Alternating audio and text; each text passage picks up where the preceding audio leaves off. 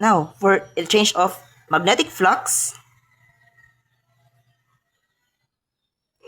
over the change in time. So now let's substitute the given. So we have here the flux, but it changes. So the change in flux. Okay? So in order for us to get the changes between the two, we have to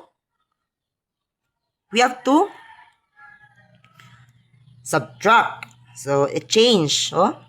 We have here the formula for the change of flux. No? Change my ini. Whatever. So 0. We have here the final and also which is the final, which is the initial. So 0.30 minus 0.10 is equal to 0.20 Weber. So this is the magnetic flux that we are going to use for this formula. I mean, this is the value that we are going to use or to substitute in this part in the numerator. So we have here the electromotive force. We are done with we are done with getting the magnetic flux, so we have to substitute. So electromotive force is equal to the 0.20 Weber over the, what is the time interval? So the time interval is 0.20 seconds. So E is equal to 0.20 divided by 0.20 is 1. So 1 volts is the answer. Okay.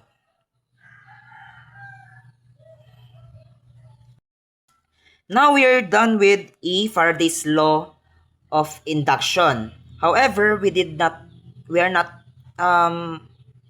talk about the its application in different materials. Because what if it is a coil? So we have here the formula for coil. So we're just using this formula. However, we will have something to add, no? So yes. For the formula for Faraday's law of induction in a coil, we have electromotive force is equal to the negative, because it's always negative in accordance to the Lenz's law. So negative N, change in magnetic flux and change in time. Electromotive force is here. Okay, so as always, volts, right? Okay, so E is this. We have to just to copy negative N, change in magnetic flux, B over the dt. Now, what is this variable that we just added? This is the N is number of turns. Because as you can notice that a coil is circular somehow. It is something that it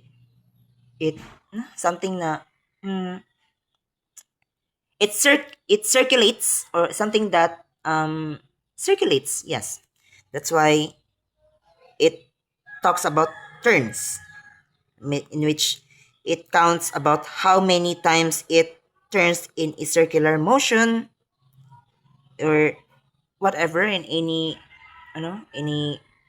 shapes. But for me, I think the good example of this is the coil in circular direction. Number of turns. Turns gani. So N. So we have here the sample problem.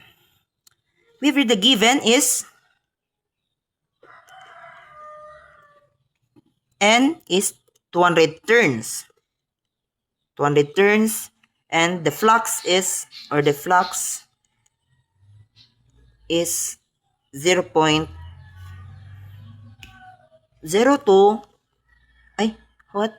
0.2 Weber, and the time is 0.10 seconds.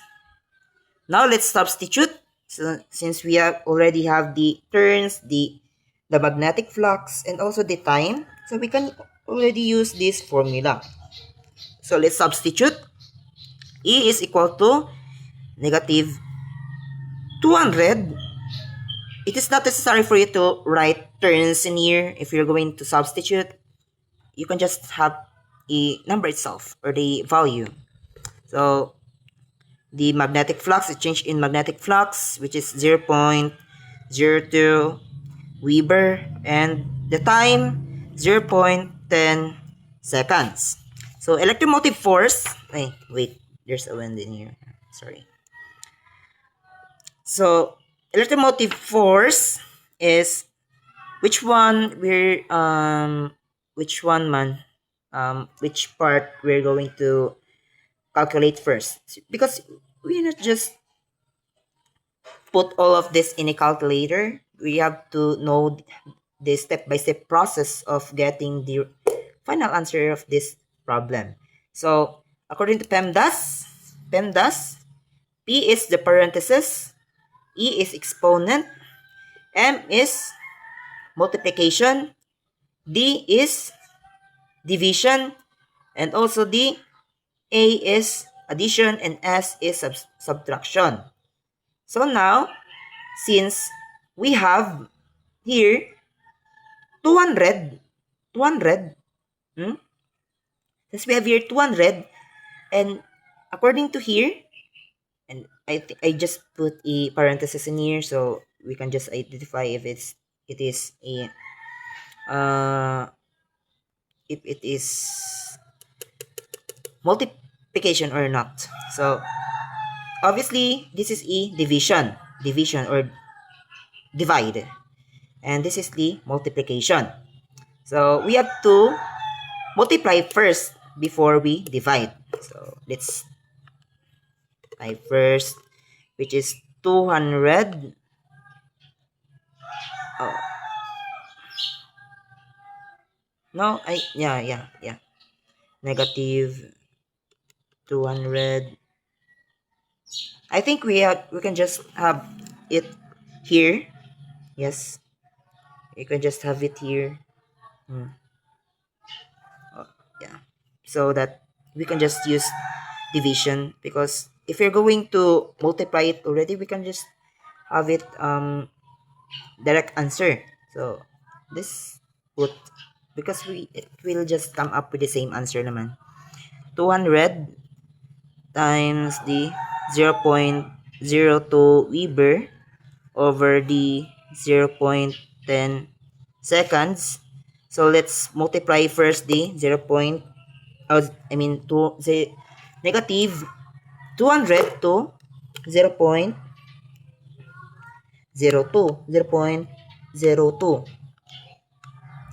Negative 4 Weber. 4 Weber over 0.10 seconds, and the motive force is negative 4. Wait, negative 4 and 0.10 is equal to negative 40. So the answer is negative 40.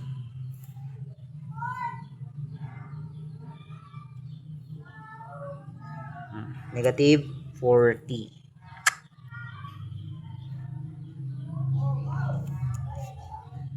volts. So this is the final answer for this sample problem, if identifying the induction, for the induction with any coil as a medium. Okay.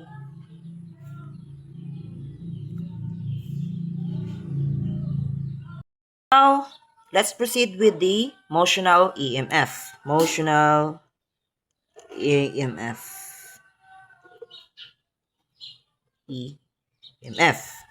So for the formula of this, we have this EMF is equal to the magnetic field times the length times the velocity. Okay, so B, this is electromotive force. This is the magnetic field.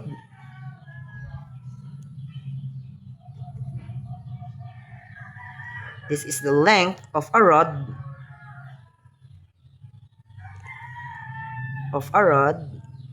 And this is velocity.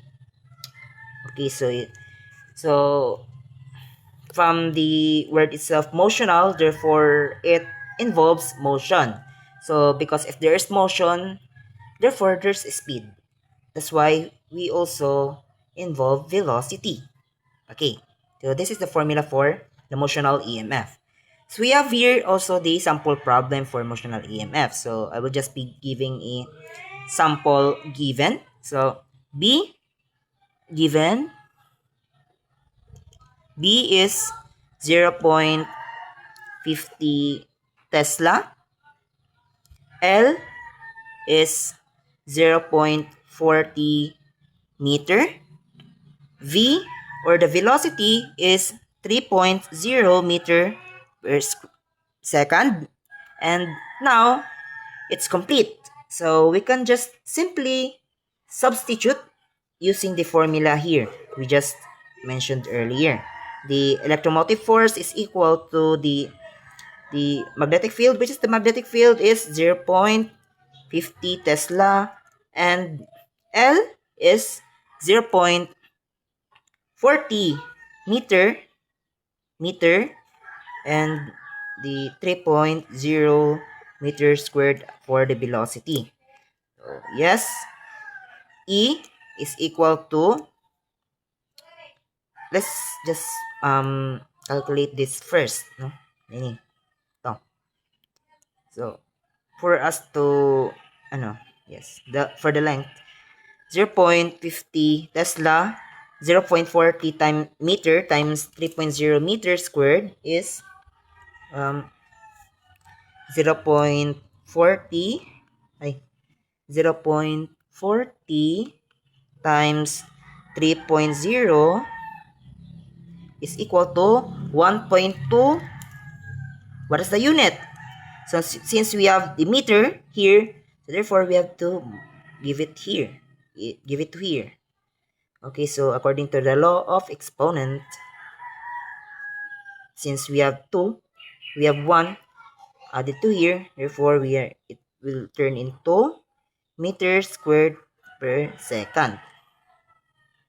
Okay, meters squared per second. So if you're going to recall, where is it?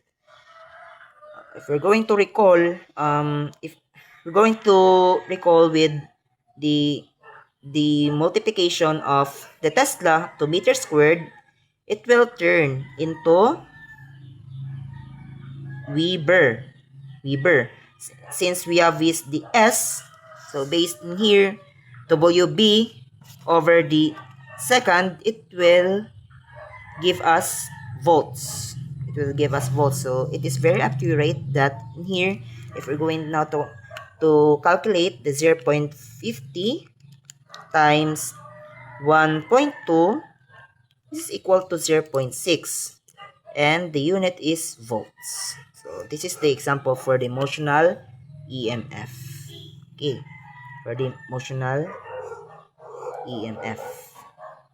All right. Now, so let me just introduce to you first the formula for the induced electric field. So we're done with this. So let's have another paper. Induced electric field formula. So we have here the formula. Enclosed electric field. Enclosed electric field. Closed integral of the electric field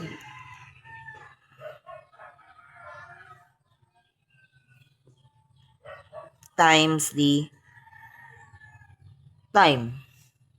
Time ds is equal to D